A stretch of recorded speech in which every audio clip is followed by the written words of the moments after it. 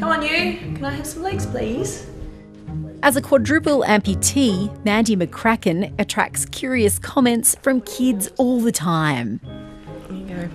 I've got prosthetic hooks, prosthetic legs, so, you know, I'm pirate, I'm robot. Cheers, love.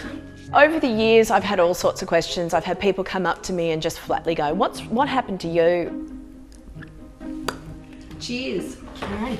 Getting comments is common, but the way Mandy responds is anything but. Let's get scissors out. I actually sat next to a family just recently in a coffee shop. You could see the kids were really intrigued by my hook. So they wanted to ask me questions. I just pulled my arm off. I pulled my hook off and I just gave it to Mum and I said, look, just pass it around your kids, you know, show and tell, off you go. And so I left it with them for probably about 15 minutes and they were all looking at it and trying it out. Mandy became an amputee after contracting sepsis in her 30s. She needed to help her own kids and their friends understand her new life and capabilities. We had a day when I was pretty freshly home. It's very sad, look at the plant. And we turned up one day at school to drop the kids off. I could see that the other kids in the playground were pretty freaked out by the way I looked. And then my daughter came home and the kids had been teasing her about me. Oh, they're on. Mandy says parents can play a key role in fostering acceptance in their kids. She says respect and positivity is important. I think it's important for the general public to be very aware that we might be fascinating as a person with a disability, but we still want to sit there with our friends and have coffee. Got it. Oh, no, leave, it's all good. So sometimes you need a bit of space, but that welcome curiosity is fantastic, especially with kids. Please don't say to your kids, don't ask or don't look. I'll catch you later. Thanks. Sorry to leave you with the dishes. Now my girls are teenagers. Disability is just part of their world. They're so used to it. The fun part we have is when they bring new friends over and they've completely forgotten to tell them that I'm a quadruple amputee, and these kids walk in the door and there's me with like literally my arms on the kitchen bench. I'm blind and I regularly get questions about my cane and eyes. I personally love that children are interested. It's a chance to be honest so they can learn and teach others.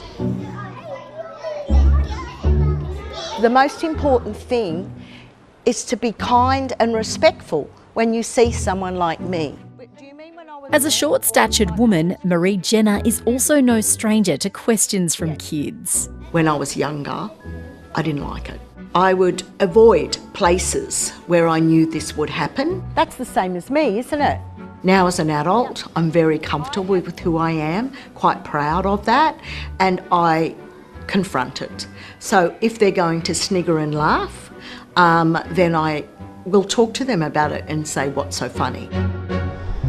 How did you get the shopping bags? How do I get the shopping bags? Marie's work involves going to schools to talk about disability. Today, she's with kindergarteners. I like to laugh and sing and play. Who likes to laugh and sing and play? It's so important to normalise disability as part of our communities. The earlier, the better. That's why I love talking to kindergarten. Now, if you see me out and about... Short-statured people don't just get attention from young kids, though. Marie says members of the community are often mistreated by older children and adults. People seem to think that to film us going about our everyday life is something that you can do to mock and laugh at and then to put on social media. It's extremely interrogating and derogatory.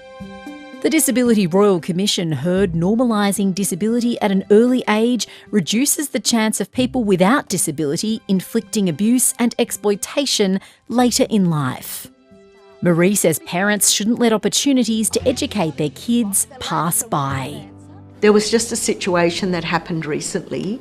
I was in the city and a young person, he saw me and pulled at his dad, and the dad, he actually knelt down and the father's saying to him, yeah, she's different. We're all different. And I said, that's wonderful, Dad, what you're doing now. I said, that really does help to inform. You're the best teacher ever. Difference is good. It's not something there to be stigmatised. It's the diversity of our communities that make it so much richer.